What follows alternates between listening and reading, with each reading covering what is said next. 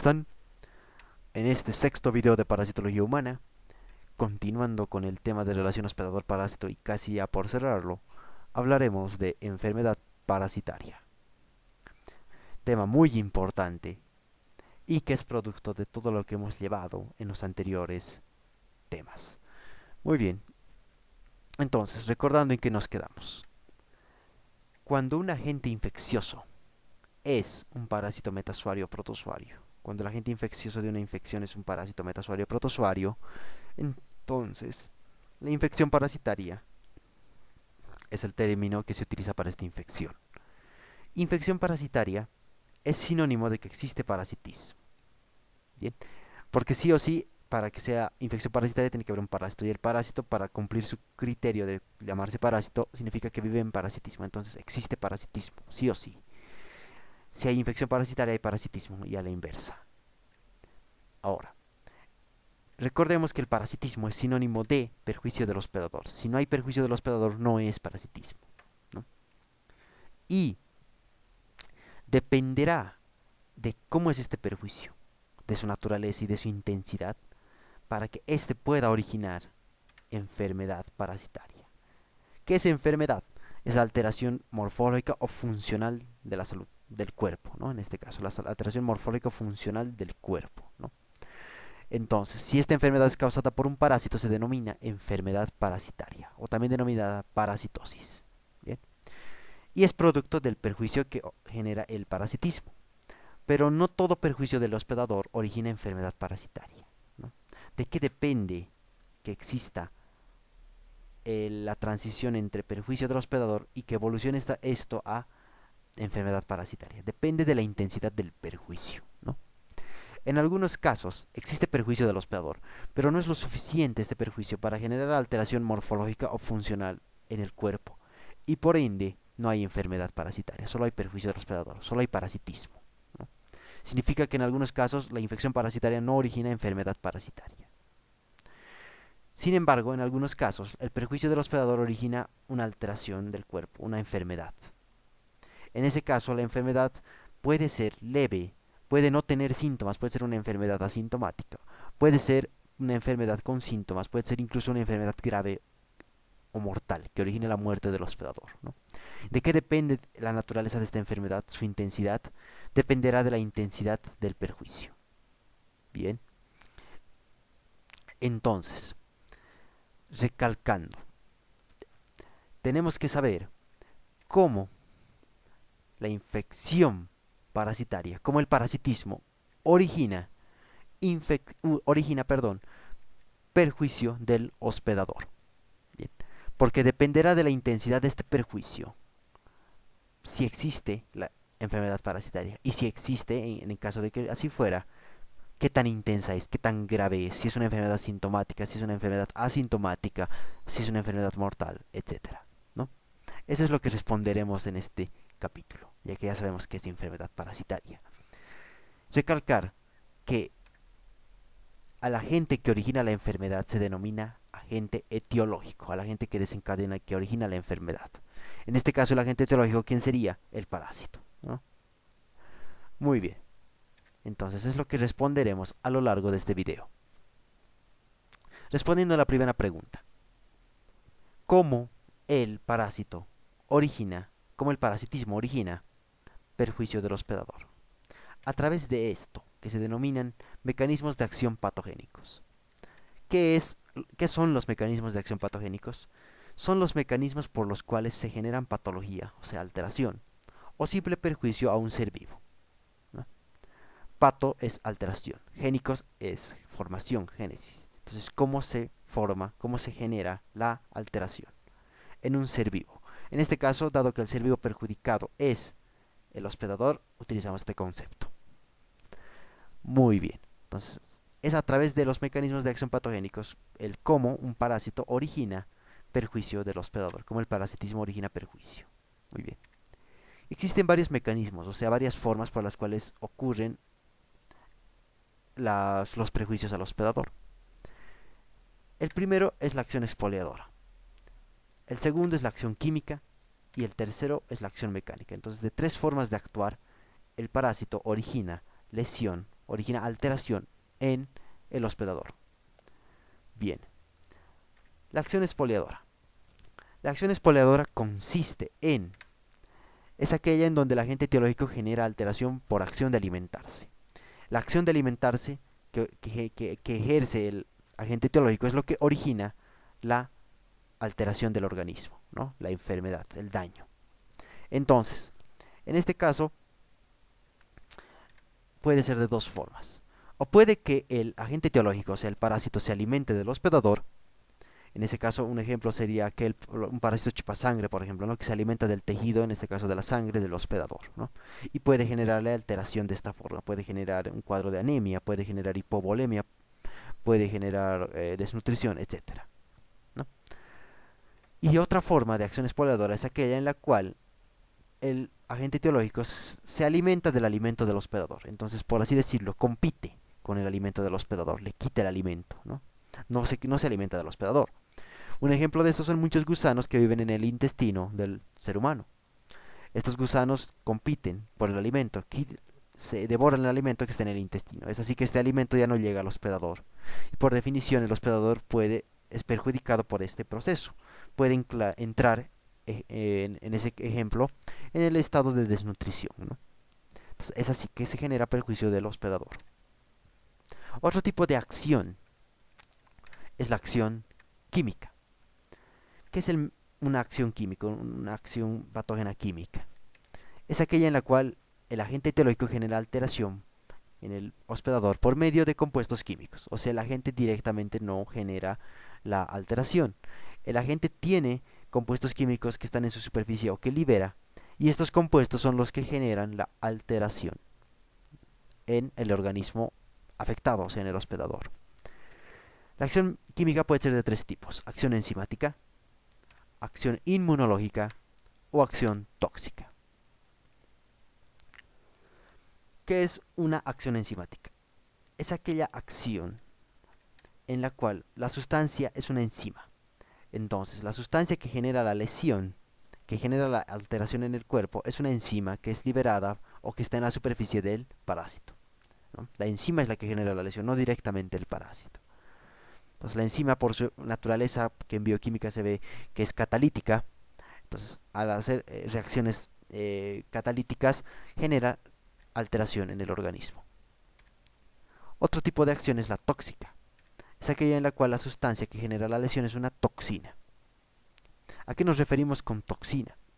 Es una sustancia química que activamente no genera, o sea, la sustancia no genera alguna acción directa sobre una determinada, sobre una determinada sustancia blanca, sobre una determinada sustancia, eh, por así decirlo, víctima. No. En este caso, una toxina necesita entrar en contacto con otra sustancia, y su naturaleza química de la sustancia afectada es la que le permite interactuar con la toxina y perjudicarse por la toxina, ¿no? Un ejemplo de esto, por ejemplo, son algunas toxinas que ingresan al ciclo de Krebs, ¿no? La toxina no es que destruya, como en una enzima, los elementos del ciclo de Krebs. No es que la toxina vaya y los destruya a las enzimas del ciclo de Krebs. No actúa como enzima. La toxina simplemente llega al ciclo de Krebs y las enzimas del ciclo de Krebs interactúan con la toxina, se pegan a la toxina, por así decirlo, un ejemplo, y al hacer esto, las enzimas se inhabilitan, mueren o se destruyen. Es así que la enzima, producto de interactuar con la toxina, es que se destruye y se genera la lesión, ¿no? Se genera la alteración, en este caso del ciclo de Krebs. Entonces una toxina no hace activamente la lesión, no. Son las sustancias químicas las que tienen que tener la naturaleza de poder interactuar con esta toxina. Muy bien, y tenemos la acción inmunológica. ¿A qué nos referimos con acción inmunológica? Es aquella situación en la cual la sustancia estimula al sistema inmune, la sustancia química que libera o que está en la superficie del parásito. Y el sistema inmune es el que genera la alteración al reaccionar contra esta sustancia química, ¿no? El sistema inmune genera la lesión, se genera la enfermedad. Bien, entonces, el sistema inmune puede generar alteración de tres formas. Puede generar una reacción de tipo alérgica. En este caso, la acción se denomina alérgica. puede generar inflamación. Entonces la acción se denomina proinflamatoria, ¿no? Si la sustancia química estimula la formación de la inflamación por parte del sistema inmune, entonces la acción es proinflamatoria. Y por último tenemos la acción irritativa, que es aquella en la cual la sustancia química genera una reacción de irritación en el lugar. Entonces la irritación está generada por el sistema inmune, que está reaccionando contra la sustancia química, que puede ser liberada por el parásito o que puede estar en la superficie del parásito, ¿no? Entonces, dependiendo del patrón de respuesta, si es alergia, inflamación o irritación, tenemos acción alérgica, acción proinflamatoria y acción irritativa. Bien, como otro mecanismo tenemos a los mecanismos de acción mecánicos. ¿Qué es una acción mecánica? Es aquella acción en donde el agente etiológico genera alteración por acción de sus estructuras morfológicas. Entonces, por su forma, por sus estructuras que tiene, el agente etiológico genera alteración, ¿no? Debido a su estructura morfológica. Entonces, dentro de acción mecánica tenemos tres tipos: la acción obstructiva, la acción traumática y la acción compresiva. Acción obstructiva significa que el agente o parte de él, o sea, alguna de sus estructuras, origina obstrucción, ¿no? Y la obstrucción es la que origina la lesión.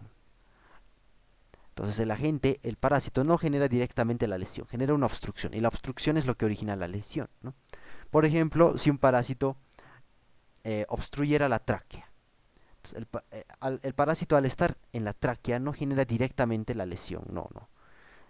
El parásito solo obstruye el flujo de aire en ese caso. Y la obstrucción del flujo de aire es lo que origina la lesión, ¿no? Por ejemplo, la disnea, la hipoxia, la insuficiencia respiratoria, etc. Entonces, en este caso el agente no origina directamente la lesión. En el caso de la acción compresiva, es aquella acción en la cual el agente o parte de él origina compresión, ¿no? Entonces el agente o parte de él, o sea, su cola, sus cuernos, etc., comprimen un determinado lugar al que es afectado, ¿no? En este caso la compresión destruye a las células y por ende el agente significa que está destruyendo directamente a las células, ¿no? A través de la compresión. Un ejemplo de esto son algunos parásitos que crecen como quistes en el hígado. Entonces, el quiste empuja y comprime a los hepatocitos vecinos y los hepatocitos mueren producto de la compresión. Entonces, en ese caso hay una acción compresiva. Por último tenemos la acción traumática. Esta es más interesante. Es aquella en la cual las estructuras del agente lesionan directamente, ¿no? Y es dependiente de que haya un contacto entre estas estructuras que lesionan, y este contacto tiene que ocurrir producto de un movimiento, ¿no? Entonces, sea el parásito o el hospedador que se mueven, debe existir un movimiento que permita que entren en contacto la estructura lesionadora y la estructura lesionada, ¿no? La estructura lesionadora es un elemento que está en la morfología del parásito, no sé, por ejemplo, un cuerno, ¿no? Entonces necesita entrar en contacto para ejercer la lesión sobre el agente, sobre el hospedador, perdón. O por ejemplo los dientes de algunos parásitos, ¿no? Necesitan entrar en contacto para generar lesión, para cortar. Muy bien. Ahora, tenemos por ende acciones espoleadoras. Resumiendo, tenemos una acción espoleadora, una acción química que tiene tres subtipos de acciones: acción enzimática, inmunológica y tóxica. Y a la vez la acción inmunológica se subdivide en acción alérgica, proinflamatoria e irritativa, ¿no? Entonces tenemos hasta ahí 6 tipos de acción patógena, de mecanismos de acción patogénicos. Y tenemos la acción mecánica, que se subdivide en acción obstructiva, traumática y compresiva. Entonces hasta ahí tenemos en total 9 tipos de acción patógena. Es así que son estos los que clásicamente se describen en la mayoría de los libros de parasitología, ¿no? Ya sabemos qué significan y por el color de dónde derivan, de qué tipo de acción. Muy bien. Ahora, aparte de ello, ahora que ya sabemos cómo el parásito origina perjuicio, perdón, en el hospedador, debemos ver de qué depende la intensidad de este perjuicio, ¿no? ¿Qué cosa hace que este perjuicio sea más intenso o menos intenso? ¿Y por qué? Porque dependerá de esto que se origine enfermedad parasitaria. Entonces, ¿de qué depende? Depende del equilibrio, del grado de equilibrio entre factores protectores y factores dañinos, o sea, factores que dañan al hospedador, ¿no? Factores que protegen al hospedador y factores que los dañan. Entre factores protectores, por ejemplo, que reducen el perjuicio o que lo eliminan, tenemos el sistema inmune. El sistema inmune es aquel sistema que nos permite reaccionar ante la lesión en el organismo, ante agentes extraños, ante todo aquello que represente una amenaza para el organismo, ¿no? El sistema inmune tiene muchos componentes, pero básicamente es un elemento protector que nos protege contra los parásitos. Muy bien. Por ejemplo, si el sistema inmune está deprimido, significa que tenemos menos factores protectores. Los factores protectores están en menos intensidad. Entonces es más probable que el perjuicio sea más alto y por ende haya enfermedad, ¿no? O si es que ya existía, sea una enfermedad más intensa. Otro factor protector, y que a veces puede ser factor dañino, es el estado fisiológico o fisiopatológico del organismo, ¿no? Hay condiciones fisiológicas, como por ejemplo la carga genética, un determinado equilibrio en la química de la sangre, o por ejemplo el estado de nutrición, que favorecen a que no exista infección, ¿no? Por ejemplo, algunas personas en África tienen una alteración en la sangre que evita que la infección por malaria sea grave, ¿no? Tienen una condición genética que hace que la infección por malaria sea grave. Entonces, fisiológicamente, en su fisiología, están factores que protegen contra la malaria. Entonces son factores protectores, ¿no? ¿Y por qué decimos fisiopatológicos? Porque a veces muchas enfermedades te permiten combatir de mejor forma a los parásitos, ¿no? Pero no todas. Algunas incluso el estado fisiológico o fisiopatológico pueden ser factores dañinos. Por ejemplo, una persona que tiene desnutrición tiene más probabilidad de desarrollar una enfermedad parasitaria más grave que otra que no tiene desnutrición. Entre factores dañinos tenemos primeramente la virulencia. ¿Qué es virulencia? Es el grado de patogenicidad de un organismo. ¿Y qué es patogenicidad? Es la capacidad de infligir lesión, de infligir daño. Entonces, virulencia sería el grado de capacidad que tiene un organismo de infligir daño. No todos los mismos parásitos tienen la misma capacidad de infligir daño. Por ejemplo, dentro de una misma especie parasitaria, pueden haber subgrupos de parásitos que tengan más capacidad de infligir daño. A estos subgrupos se los denomina virulentos, o sea, tienen más virulencia, son más virulentos. Y hay otros que no, ¿no?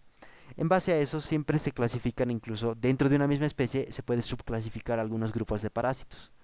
Y estos grupos se denominan cepas, ¿no? Son grupos de parásitos dentro de una misma especie que tienen características morfológicas o fisiológicas que los hacen únicos, que los hacen diferentes a los otros miembros de la misma especie.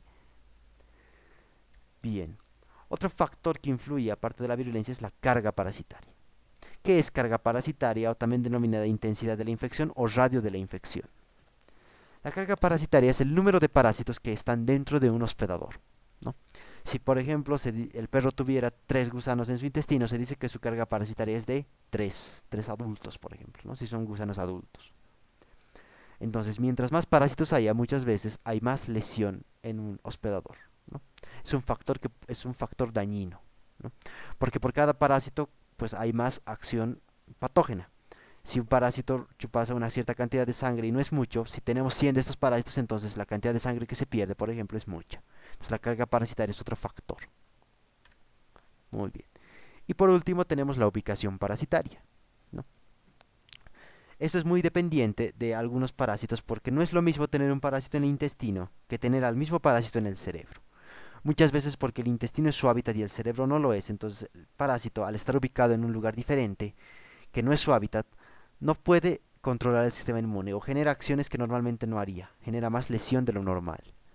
Entonces es así que dependiendo de la ubicación a veces el daño es mayor, ¿no? Si un gusano debería de estar en el intestino pero termina en el cerebro, este gusano generará más lesión de lo normal, ¿no? Y más aún, como no es su hábitat, no puede controlar al sistema inmune y el sistema inmune en ese lugar puede generar más reacción, más lesión de lo normal, ¿no? Más acción inmunológica. Antes, hasta los años 80 más o menos, se decía que el objetivo del parásito nunca va a ser matar al hospedador, porque si el hospedador muere ya no es un lugar muchas veces habitable para el parásito, ya no suministra las condiciones adecuadas como un cadáver. Entonces se decía que mientras menos virulencia tenga un parásito, este parásito está más evolucionado, está más adaptado al hospedador, ¿no? Porque permite mayor supervivencia. Sin embargo, esto se fue abandonando. ¿Por qué?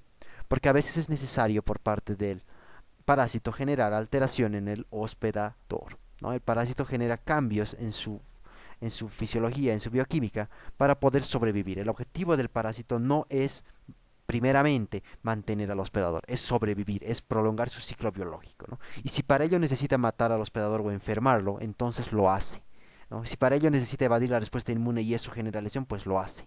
Entonces un parásito más virulento a veces no significa que esté menos evolucionado, no, los parásitos pueden evolucionar hacia la virulencia, por así decirlo, ¿no? Este es un concepto que antes se manejaba, digamos, estrictamente y ahora ha cambiado. Muy bien. Entonces, es el equilibrio entre estos factores protectores y dañinos los que determinarán si hay una infección simple, si la infección genera enfermedad, y si la enfermedad es grave, es leve, es intensa o incluso es mortal, ¿no? Si los factores protectores dañan, incluso a veces puede que no exista infección. El sistema inmune puede frenar el proceso de invasión o el proceso de migración del parásito, ¿no? Entonces dependerá del equilibrio entre esos factores. Muy bien. Así como hemos visto cronología de una infección, también hay términos que se utilizan para describir la cronología de la enfermedad infecciosa, o sea, la serie de eventos de la enfermedad infecciosa. Entonces, ahora, desde el inicio de la infección, transcurre un periodo de tiempo hasta que aparecen las manifestaciones clínicas, en caso de que aparezcan. Y desde que aparecen las manifestaciones clínicas hasta que el hospedador muere o el parásito muere, o hay resolución de la infección, o sea, desaparece la infección, sea por el sistema inmune, por un tratamiento médico, etc. Entonces hay periodos de tiempo, cada una de estas flechas representa esto. Entonces, desde el inicio de la infección hasta que aparecen manifestaciones clínicas, al periodo de tiempo se lo denomina periodo de incubación. Y desde que aparecen manifestaciones clínicas hasta que la infección se resoluciona, o sea, encuentra una solución o muere el hospedador, ese periodo se denomina periodo signo sintomático, ¿no? Resolución no significa que la infección desaparezca. A veces recuerden que estamos hablando de enfermedad, significa que la enfermedad desaparezca, pero puede que haya todavía infección. Entonces puede que un paciente elimine a los parásitos producto de su sistema inmune, pero algunos parásitos queden aislados en un lugar donde no van a hacer enfermedad, no van a hacer lesión en el hospedador, pero siguen ahí, están aislados y no puede vencer el hospedador ese lugar. Entonces en ese caso la enfermedad se resoluciona, ya no hay enfermedad, ya no hay alteración, pero el parásito sigue ahí adentro, no puede ser eliminado por ejemplo por el sistema inmune, ¿no?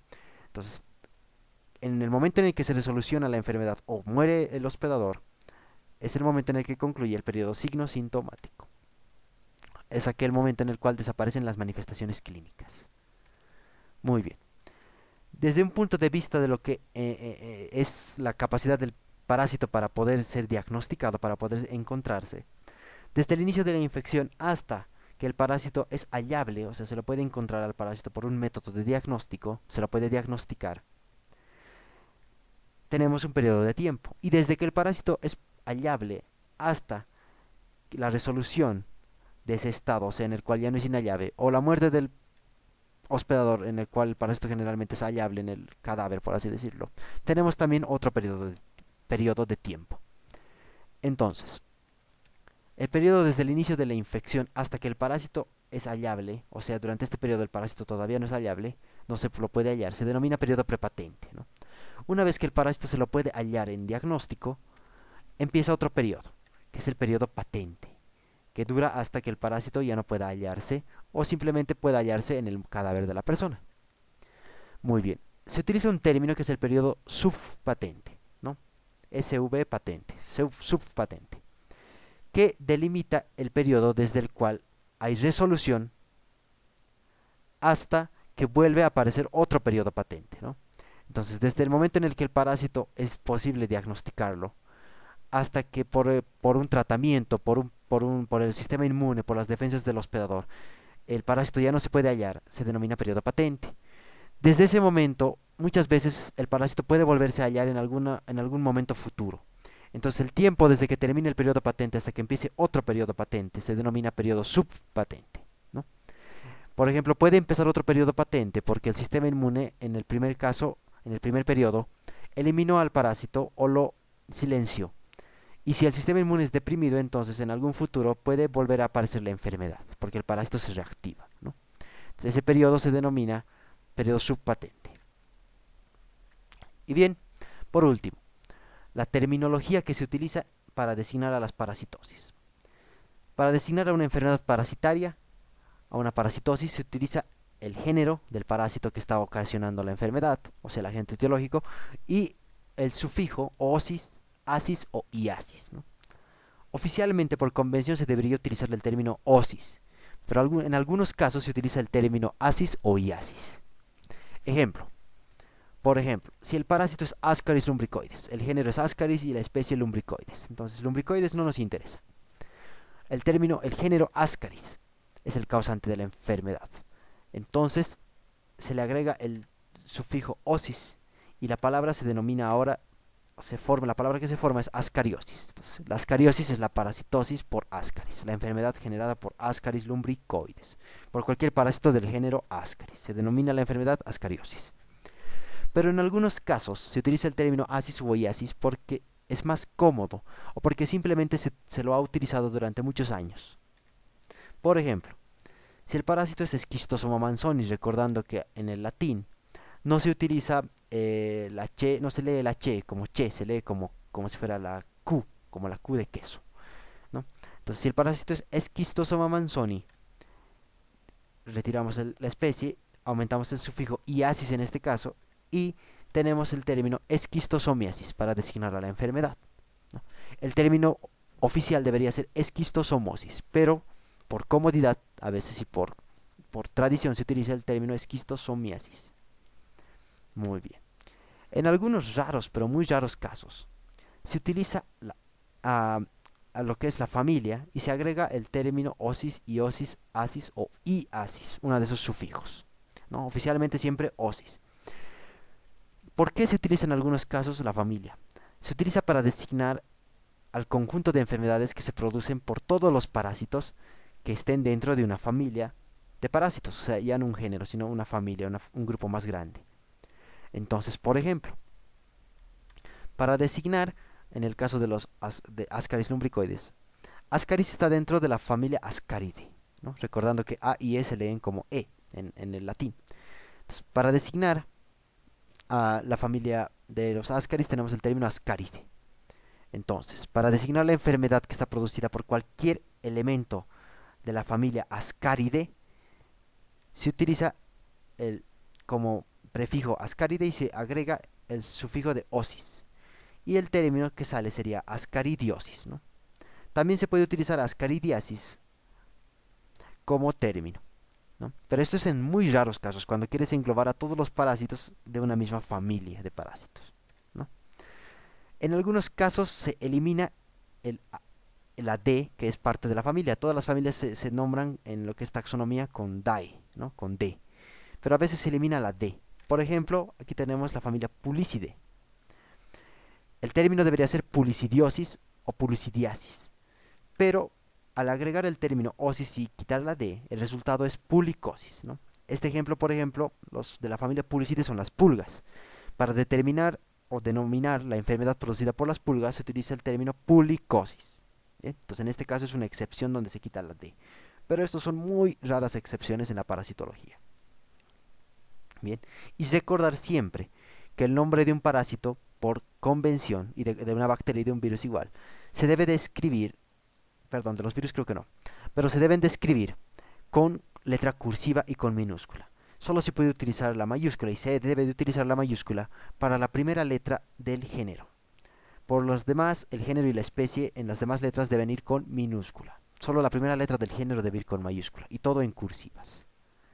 Bien, con esto terminamos. Recordar que muchas enfermedades todavía se siguen denominando y se seguirán denominando por tradición con nombres antiguos, como por ejemplo la tripanosomiasis se denomina como enfermedad de Chagas, o la plasmodiosis se denomina como malaria, ¿no? O paludismo. Entonces eso es normal, ¿no? Eso es por tradición y por convención. Entonces con esto terminamos este gran video. Gracias por